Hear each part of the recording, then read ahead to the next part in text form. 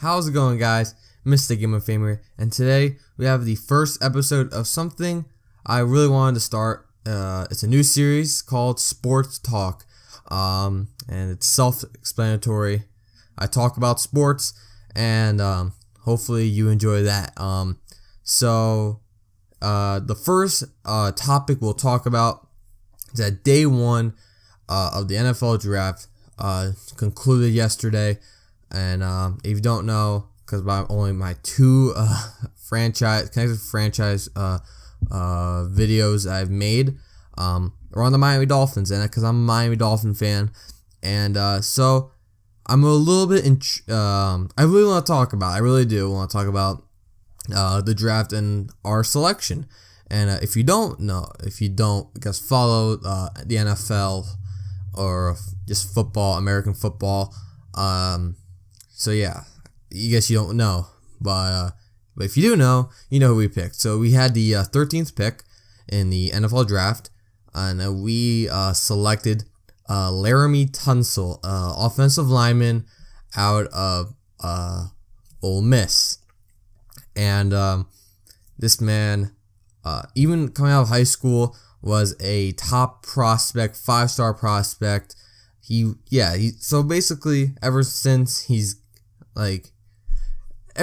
gotten on the his name in the news or anything with football, is basically he's a top prospect, and that's what he was going into college, and that's what he was going into the NFL. And even this year, even early mock drafts, he was basically projected as the number one prospect in this upcoming draft. People project him to be the first selection, the first offensive lineman picked, and turns out it didn't really work out for Tunsil, because if you didn't know, 10 minutes, something ridiculous, minutes before the draft started, a video was released on his Twitter, him smoking marijuana with a gas mask, which basically cost him not just the first pick, not just the second pick, third, all that. He cost him millions of dollars, because you don't know how much money football players make. Although, talk to baseball players, they make ridiculous amount of money. But Laremy Tunsil, but there were reports that that video was recorded years ago, because that stuff now, especially what happened to Lel Collins last year from his off-field issues, heck, didn't even get drafted. It cost him the whole draft, and then was picked up by the Cowboys. GMs and the executives and just football teams in general look at that stuff. Not just football teams, any team in general. They look at that, all that stuff right there. And the Dolphins picked them up. And my thoughts is that my initial reaction was kind of mixed a little bit, because I really so heading into the draft, I was the three positions that we need to improve. I guess you could say in order was 3 linebacker, because linebacker, we got Kiko Alonso. If he is healthy and we get that rookie season Kiko Alonso, we got a steal. We got that's nice. But Kolomisi, I'm not a big Kolomisi fan. He's inconsistent and stuff like that. And who's our other linebacker? Yeah, we have Jelani Jenkins, who I actually like. I like Jelani Jenkins quite a bit. Second was offensive lineman, because our offensive line is absolutely terrible. Absolutely terrible. That's brutal. That's a brutal offensive line. It's crazy how Lamar Miller could just run for so many yards with a terrible offensive line like that. I wish he was still here with the Dolphins. But number one was cornerback. Our cornerback is terrible, because last year it goes from Brett Grimes down to Jamar Taylor, and it looks bad. And especially when we cut Brett Grimes, and then we not even improved. We actually downgraded to Byron Maxwell, who at best is kind of like a number 2. He's like that's what he was in Seattle, because Sherman was the number 1, and he got that big money move to Philly. It didn't work out. So Laremy Tunsil. So yeah, my initial reaction was kind of mixed. But I've grown, and I kind of like the deal more, and the more that I think about. So I'm gonna talk about the good things and some of the bad things I want to talk about this selection. So the good things I like is that from an executive organization, from the Dolphins perspective, this is a good one. This is a good pick because they're addressing a need, and an absolute need. Because last year, with Devontae Parker, it wasn't really the biggest need, honestly, because we're like, because we lost Mike Wallace, we had to improve. Let's get Devontae Parker. But we skipped over a Pro Bowler later in the first round, Marcus Peters. And a cornerback. And yeah, I actually like Devontae Parker quite a bit. I do, because when he played later on in the season, he played really well. But yeah, honestly, questionable pick. But they addressed the move, and it was a position that we had to improve. And what did the Dolphins do? We drafted a player that that we needed, in the position that we needed. Okay, perfect, awesome. Second, Laremy Tunsil. He was basically the best player available, and you know what? That's totally fine. That's what with the Jets last year with Leonard Williams, they went best player available there, and it kind of it actually helps, because not only is the best player available, the best player available is in a position. He plays a position that we actually do need, which is definitely nice.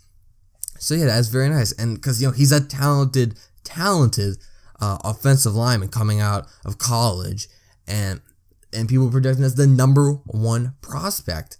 And even the Ravens were considering drafting him, but instead they went for Ronnie Stanley out of Notre Dame. So yeah, with all that stuff. So I like the pick because he can definitely fit in. And although I've heard that he might be put and play as the guard, okay, he's young, so you can try to test out some things, because he's only 21. He's gonna be 22 when the season starts. So yeah.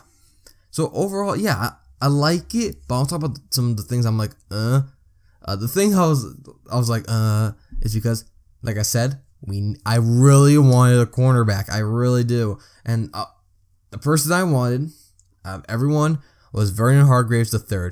And we were so close, because Tampa Bay, they just took him. They're like, so the Dolphins are interested, in Hargreaves III? Nope, not anymore. We took him.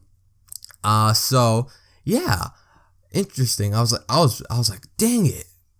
Not dang it, a little bit more, explicit words that I used, but I was just disappointed. I was like, jeez. So who else there is?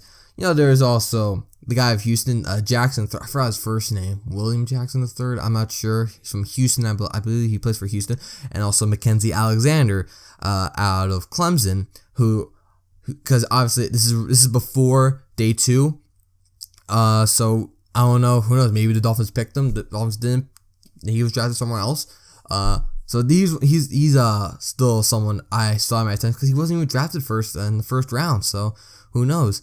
And that's the thing. I was just like, well, it was an offensive lineman, so we need help there. We do need a lot of help, because Tannehill is getting his butt kicked every single week.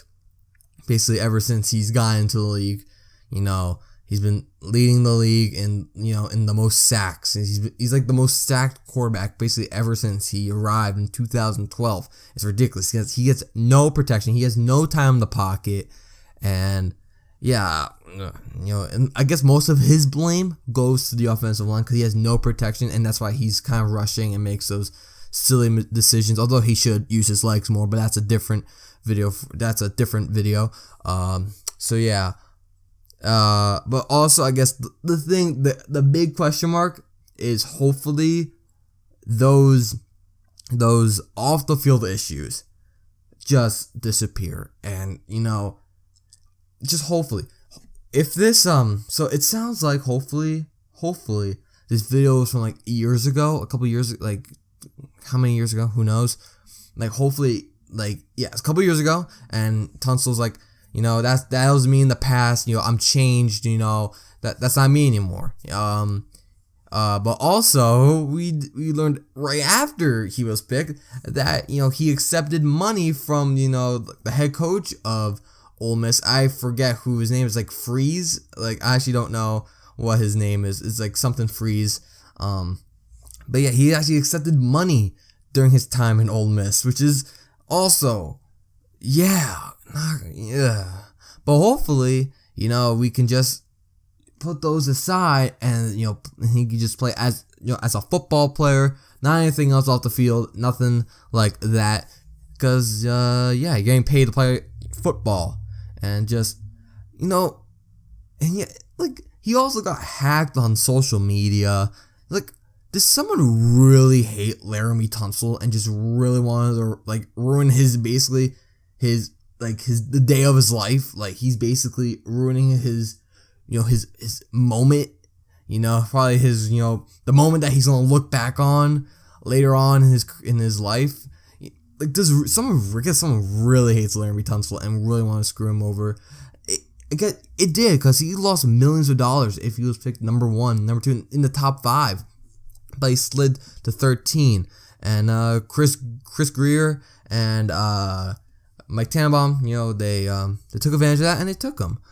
So overall, like I said, I was mixed in the reaction, but I've grown on it, and I actually kind of like this pick, because I think this would be good. This would be a good pick, and so yeah, like if I had to give a grade, I would give a grade like a B. Honestly, I like this pick a lot. If you told me like my initial reactions, I'd probably give it like a C, just because I really wanted a cornerback, because that was a big need. But honestly, offensive line is a huge need for the Dolphins. They are been absolutely brutal. We're protecting Tannehill, and who knows who's the running back coming into the season? It'll be Ajayi or even Derrick Henry. Although I don't really want Derrick Henry, to be honest. So yeah, overall I'll give it a B. I like it, and Chris Greer, he did a good job in his first draft, so I like that. And now I'm actually going to talk about a little bit about just the draft in general, some of the moves and stuff like that. So yeah, like obviously the first 2 picks, were quarterbacks for the second straight year. It was Jared Goff and Carson Wentz. So honestly, like these 2 quarterbacks, like they're lucky they're going in 2016, because honestly, it's not the best year, like in recent times, like 2012, like, Carson Wentz, 2012, so many quarterbacks picked, and obviously in the first round, we had, Andrew Luck first, Robert Griffin III, Tannehill, and Brandon Weeden was also picked. Don't forget. Just coming out of college, those guys were probably number 3, number 4. Like these guys, wouldn't be number 1, number 2, and they were also lucky that the Rams and the Eagles traded up and picked them, because they'd probably be in the mid-first round. And also Paxton Lynch got picked by Denver. So yeah, it's weird with the Eagles, I think, because the Eagles, honestly, they paid a lot of money for Sam Bradford, and they traded up, and then they kept Carson Wentz. Like, what's the whole point? They could have invested in like Christian Hackenberg, like a second, third round pick, and had some competition there, but you traded a bunch of picks. Even the Rams did too with Jared Goff. Put a lot of picks in, for this trade. So definitely interesting with the Eagles and the Rams. So honestly, yeah, it's definitely interesting with those two picks. Hopefully they do good. Like, I'm gonna be optimistic. I want these guys to have good, successful careers. So yeah, it'd be definitely interesting. And I had Goff also going first and Wentz going second. I want to talk about Ezekiel Elliott, running back of Ohio State. First running back selected, number 4 overall. And I remember I was watching on ESPN and when he got drafted, and one of the guys in the crowd were like, "Yo, that's the next Emmitt Smith." Hey, time out. Emmitt Smith, don't push it there. So Emmitt Smith, he's one of the greatest running backs, if not maybe the greatest in your opinion. So yeah. Obviously, no, of course it's not. It's Ricky Williams. Obviously, I'm a Dolphin fan. Whoa. Run, Ricky, run. So Ezekiel Elliott, don't push it. I think there's also some issues with other issues with the Cowboys, with cornerback and stuff like that, which, Jalen Ramsey was actually the first cornerback. I actually didn't think Jalen Ramsey was the first cornerback selected, but he actually was. And even before, I'll get to that. But Ezekiel Elliott, definitely interesting because they have an interesting set of running back because they have Darren McFadden. Did they have someone else? I forget. But they also picked up Alfred Morris, who could be how much is his contract? I'm not sure. So it could definitely be interesting. So yeah, that'd be interesting. Hopefully, like I said, Ezekiel Elliott, just everyone, hopefully he's a force to be reckoned with. Hopefully he kicks butt. The Dolphins were interested. Also, like if he slipped the 13, the Dolphins were interested, and even trading up. Honestly, yeah, good thing they didn't do that because especially that high because how much the Eagles and the Rams gave up the first 2 picks. Obviously, it'll be not as big, but somewhere around there. And for Ezekiel Elliott, like, calm down, and it's a big risk with running backs in the first round. Okay, we get Adrian Peterson. I'm not sure if Adrian Peterson was picked in the first round. I think he was. But you get your Cardiac Williams and your even Darren McFadden, honestly, and recent Trent Richardson. So who knows? This could be a good pick. This could be a bad pick. So yeah. I'll also talk about Eli Apple, who was picked before Vernon Hargreaves. I'm not saying Eli Apple. I don't think anyone's saying Eli Apple is a bad player. He is not a bad player. He was just picked too high, honestly. I have probably people had him, if the Dolphins could have picked him, honestly, because I had Hargreaves actually being probably a lot of people had the Hargreaves being picked as the first cornerback selected in the first round.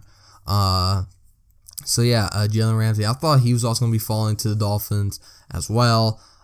So yeah, Eli Apple, the thing I like about him, because, he, you don't see a lot of tall cornerbacks. We had a tall cornerback in Sean Smith, who was like 6'3". He's in Oakland now. But yeah, he's 6'1". So yeah, that'd be very interesting right there. Like I said, hopefully he does well in New York. But definitely an interesting pick because Vernon Hargreaves, to be honest, is probably the better cornerback prospect. So yeah, and also I just want to, who else?